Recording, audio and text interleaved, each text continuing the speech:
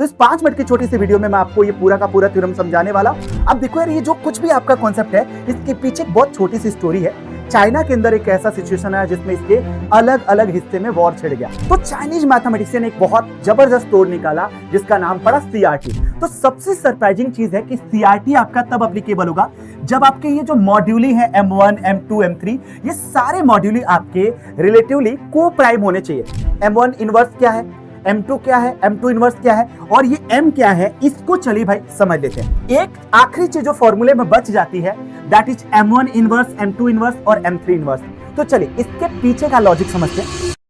IUCUM 2026 exam 6 सितंबर को होने वाला है और इतने कम ड्यूरेशन में सबसे कॉन्क्रीट अगर आपको पढ़ाई करनी है तो उन चुनिंदा टॉपिक्स पर आपको ध्यान देना पड़ेगा जो हर साल आपके इस एग्जाम में कुछ ना कुछ सवालों को लेकर आता है। और उनमें से एक आपका सबसे फेवरेट टॉपिक बन जाता है, that your Chinese reminder theorem, क्योंकि नंबर थ्योरी में इस पर्टिकुलर कॉन्सेप्ट से सवाल आपके काफी बार श्योर शॉर्ट पूछे गए। तो इस 5 मिनट की छोटी सी वीडियो में मैं आपको ये पूरा का पूरा थ्योरम समझाने वाला हूं विद एक परफेक्ट एग्जांपल। अब देखो यार, ये जो कुछ भी आपका कॉन्सेप्ट है, इसके पीछे एक बहुत छोटी सी स्टोरी है।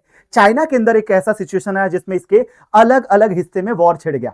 अब भाई उस वॉर में क्या हुआ कि ये भी एरिया अफेक्ट हो गया, ये वाला एरिया अफेक्ट हो गया, ये वाला एरिया अफेक्ट हो गया और सेंट्रल पोजीशन पे सेना की एक छोटी सी टुकड़ी थी।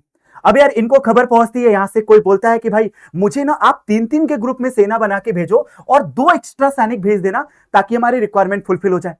दूसरे हिस्से से इसको भाई खबर आ रही है कि आप 5-5 के ग्रुप में सेना की टुकड़ी बना के भेजो और 3 एक्स्ट्रा लोग भेज देना, तब हमारी रिक्वायरमेंट फुलफिल हो जाएगी। तीसरे लोकेशन से आपका आता है कि 7 लोगों का ग्रुप बना के भेजो 7-7 का, और यहां पे 2 एक्स्ट्रा लोग भेज दोगे तो मेरी रिक्वायरमेंट फुलफिल हो जाएगी। अब उस समय जो आपके सेना के अध्यक्ष से वो परेशान हो गए। तो चाइनीज मैथमेटिशियन ने एक बहुत जबरदस्त तोड़ निकाला जिसका नाम पड़ा सीआरटी। अब इस सिचुएशन को मैथमेटिकली हम समझें तो मुझे कुछ ऐसे number of least possible of सेना की टुकड़ी चाहिए जो क्या कर पाए बेटा, यहां पे आपके 2 एक्स्ट्रा यानी रेसिड्यू या रिमाइंडर जो है वो 2 होगा, लेकिन आप कितने के पेयर बना रहे हो भैया, 3-3 लोगों का पेयर बना रहे, यानी मॉड्यूली अगर मैं 3 ले लूं तो 2 आपका रेसिड्यू आना चाहिए। सिमिलरली अगर इस सिनारियो में मैं जाऊं तो हमारे पास जो रेसिड्यू आएगा वो आ जाएगा 3 और यहाँ पे जो आपका मॉड्यूली आएगा वो आ जाएगा अपने पास 5 के बराबर। थर्ड सिचुएशन को अगर मैं मैथमेटिकली डिपेक्ट करूं तो हमारे पास ये जो नंबर n लिस्ट पॉसिबल आपके पास जितने सेना की टुकड़ी भेजना है, यहाँ पे मॉड्यूली कंफर्म आपका 7 आ जाएगा क्योंकि यहाँ पे 7 लोगों का ग्रुप बनाना है पर 2 एक्स्ट्रा लोग। तो अब ये साइमल्टेनियस आपके कॉन्ग्रुएंसेस जो है, लीनियर कॉन्ग्रुएंसेस थे, इसको हमें सॉल्व करना था। और उस टाइम इन कॉन्ग्रुएंसेस को सॉल्व करने के लिए बहुत कन्वेंशनल अप्रोच हुआ करता था कि फर्स्ट वाले को आप मान लोगे 3k+2 के बराबर और उससे अलग अलग सॉल्यूशन जनरेट करोगे, उसको आप सेटिस्फाई करोगे सेकंड वाले में, इससे जो हमारा कॉमन सॉल्यूशन आएगा उसको सेटिस्फाई करोगे थर्ड वाले से। तो ये काफी ज्यादा लॉजिकली चैलेंजिंग हो गया था। तो फिर उन चाइनीज मैथमेटिशियन ने एक बहुत जबरदस्त फंडा निकाला। चलिए उस फंडे के बारे में पढ़ते। तो सबसे सरप्राइजिंग चीज है कि सीआरटी आपका तब एप्लीकेबल होगा जब आपके ये जो मॉड्यूली है M1, M2, M3, ये सारे मॉड्यूली आपके रिलेटिवली को प्राइम होने चाहिए। यानी अगर मैं इनके पेयर्स को पिक करूं तो ये आपस में को प्राइम नेचर का होगा, तभी आपका ये सीआरटी एप्लीकेबल होगा। तो पहला आपका रिस्ट्रिक्शंस आपको समझ में आ गया। भैया दूसरी चीज कि ये जो रेसिड्यू थे R1, R2, R3, इसको मैं यहाँ पे A1, A2, A3 से डिनोट कर रहा हूं। तो आपका फाइनल आंसर जो x का आएगा वो इस फॉर्मूले से दिया गया। अब इस फॉर्मूले में आप देख सकते हो कि काफी कुछ नए सिंबल्स का इस्तेमाल किया गया। जैसे आपको A1, A2, A3 का तो भाई देखो यहाँ पे इंफॉर्मेशन आपके पास है। ये M1 क्या है सर, M1 इनवर्स क्या है, M2 क्या है, M2 इनवर्स क्या है और ये M क्या है, इसको चलिए भाई समझ लेते हैं। तो M आपका वो एक इकलौता यूनिक मॉड्यूली है जो इन सभी के प्रोडक्ट पे मिलेगा। इन सभी के प्रोडक्ट से आपका कैपिटल M की वैल्यू आ जाएगी। तो भैया ये M1, M2, M3 क्या है, तो आप क्या करोगे, इस M में से अगर आप M1 को रिड्यूस कर देते हो तो ये कैपिटल M1 की वैल्यू बताता है। चल इसको थोड़ा और डिटेल में समझते हैं। तो मान लो कुछ देर के लिए कि आपके पास वो least possible value of x निकालना है, जिसमें अगर आप मॉड्यूली 3 रखते हो तो रेसिड्यू या रिमाइंडर 2 आता है, अगर 5 रखते हो तो रिमाइंडर 3 आता है, 7 रखते हो तो रिमाइंडर 2 आता है। अब यहाँ पे सिचुएशन ये है कि अगर मैं लेट से कि पहले वाले को कुछ इस तरीके से ट्रीट करूं कि भाई 3k+2 जैसा होगा, यहां पे क्या हो जाएगा 3k+2 जैसा। अब मैं इससे k की अलग अलग वैल्यू रख के कुछ यहां पे अपने इंटीजर्स निकाल लूंगा। सिमिलरली ये जो होगा हमारे पास हो जाएगा 5 मान लो q+3 जैसा, इससे q की अलग अलग वैल्यू रख के मैं ये हमारे जो पॉसिबल इंटीजर्स है वो निकालूंगा। लेट से कि ये वाली वैल्यू मैच कर गई, ये वाली वैल्यू मैच कर गई, तो अब ये जो मेरे पास इन दोनों को सॉल्व करने पे जो सॉल्यूशन आया, इसको थर्ड वाले के साथ वेरीफाई करूंगा। थर्ड वाले के साथ मान लो कि ये 7p+2 हो जाएगा, तो थर्ड वाले सॉल्यूशन के साथ अब इनमें से जो मेरा मैच कर रहा है उसमें से लीस्ट वैल्यू उठाऊंगा, तब जाकर मेरा ये क्वेश्चन सॉल्व होता। लेकिन ये जो क्वेश्चन है, ये जो तरीका है, ये इतना ज्यादा लॉजिकल है कि इसको सोचने में बहुत सारा टाइम कंज्यूम हो रहा था। तो चाइनीज लोगों ने इसके पीछे बड़ा जबरदस्त फंडा निकाला। चलिए जी उस फंडे को एक्सप्लोर करते हैं। तो मैं यहां पे एक छोटा सा टेबल बनाने वाला हूं जिससे ये क्वेश्चन थोड़ा आसान लगेगा। टेबल बड़ा सिंपल है कि हमारा जो रेसिड्यू है या जो रिमाइंडर है उसको मैं A1 A2 A3 से मान ले रहा हूं कि भैया वो A1 A2 A3 से आप रिप्रेजेंट कर लो। तो जो कुछ भी मेरा बच रहा भैया वो देख लीजिए, यहाँ पे A1 A2 A3 के हिसाब से बच रहा है। तो अगर जो हमारा रेसिड्यू बच रहा है उसको A1 A2 A3 यानी हमारे पर्टिकुलरली इस क्वेश्चन के अंदर मैं देखूं, अगर मैं इस क्वेश्चन के अंदर देखूं तो पहले वाला 2 है, फिर 3 है, फिर 2 है, तो 2 3 2। भैया इसमें M1 M2 M3 क्या आएगा? तो सबसे पहले M की वैल्यू निकालना जरूरी है, और M की वैल्यू आपकी आती है इन सभी मॉड्यूली का प्रोडक्ट।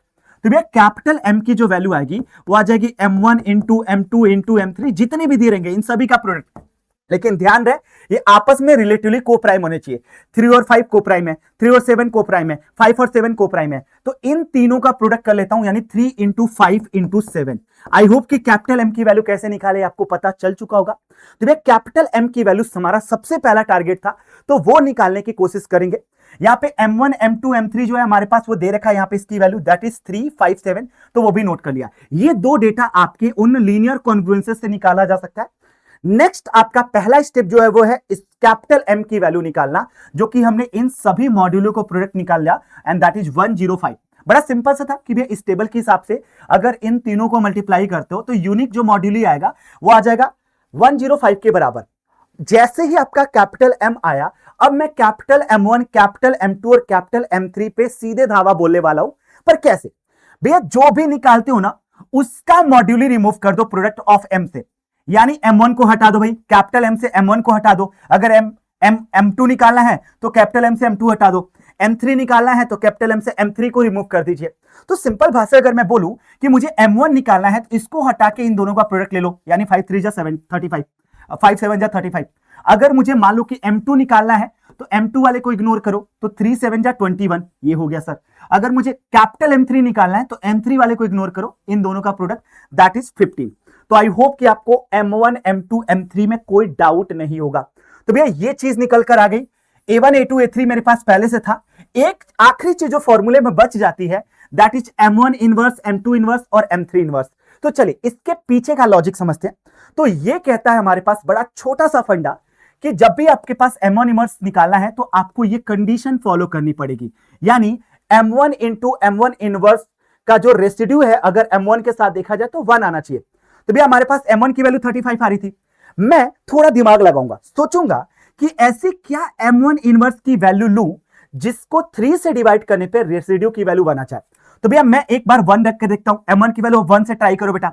तो 35 इंटू 1 35, 35 को अगर 3 से डिवाइड करूंगा तो रेसिड्यू कितना आता बेटा? भैया वो 1 के बराबर नहीं आता, रिजेक्टेड। अब M1 इनवर्स की वैल्यू 2 रख के देखता हूं, तो 35 टू जा 70, 70 को अगर 3 से डिवाइड करोगे तो 69, तो डिवाइड हो जाएगा, एक रेसिड्यू बचेगा, यानी एक कंडीशन फॉलो हो रहा है। तो सबसे लीस्ट वैल्यू जो आएगी M1 इनवर्स की वो 2 के बराबर आ जाएगी। सिमिलरली मैं दूसरे कंडीशन पे आता हूं कि भैया M2 की वैल्यू 21 आई थी, तो 21 को किससे मल्टीप्लाई करूं कि उसको 5 से डिवाइड करने पे रेसिड्यू आपका बना जाए, रिमाइंडर बना जाए। तो भैया अगर मैं इसको सीधे सीधे 1 रखता हूं M2 इनवर्स की, तो वो हमारे पास दे देगा 21 को 5 से डिवाइड करोगे रेसिड्यू 1 आता है। इसी तरीके से अगर मैं M3 इनवर्स की बात करूं तो 15 को 7 से डिवाइड करो तो आपका रेसिड्यू 1 आना चाहिए। दैट क्वाइट ऑब्वियस कि M3 इनवर्स की वैल्यू को आप 1 के बराबर ले लीजिए। अब आपके पास मोटा मोटी देखूं तो A1 A2 A3 आ चुका है, M1 M2 M3 आ चुका है, M1 इनवर्स M2 इनवर्स और M3 इनवर्स आ चुका है। तो सीधे इसको केवल फॉर्मूले में रखना है। तो ये रहा आपका वो फाइनल टेबल जिसमें क्या क्या आपके फाइनल फॉर्मूले में रिक्वायर्ड होगा। तो भैया ये कैपिटल M रिक्वायर्ड होगा, ये रिक्वायर्ड होगा अपने पास, और साथ में ये रिक्वायर्ड होगा और ये रिक्वायर्ड होगा। चलिए फॉर्मूले में सब्स्टिट्यूट करके देखते हैं।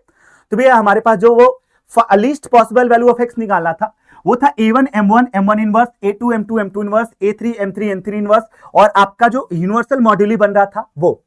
अब यूनिक मॉड्यूली कैपिटल N हमें रखना है। तो जैसे ही मैंने इस टेबल के हिसाब से वैल्यूज रखी, जैसे इस टेबल के हिसाब से हमने वैल्यूज रखा, तो ये आ गया 233 के बराबर।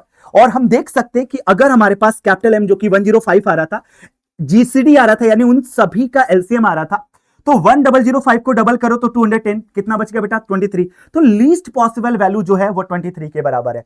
तो इससे आइडिया लगा कि भैया कम से कम बेयर मिनिमम 23 ऐसे सैनिक की टुकड़ी होनी चाहिए थी जो तीनों कंडीशन को फुलफिल कर सकता था।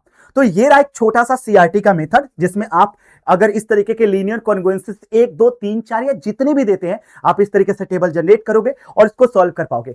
अब आप लोगों से मिलता हूं ऐसे ही एक और सबसे धमाकेदार कॉन्सेप्ट के साथ। कौन सा कॉन्सेप्ट चाहिए उसको कमेंट सेक्शन में जरूर से भर देना, अगली वीडियो आपको मिल जाएगी। चलिए ख्याल रखिए, bye bye, good bye, sayonara.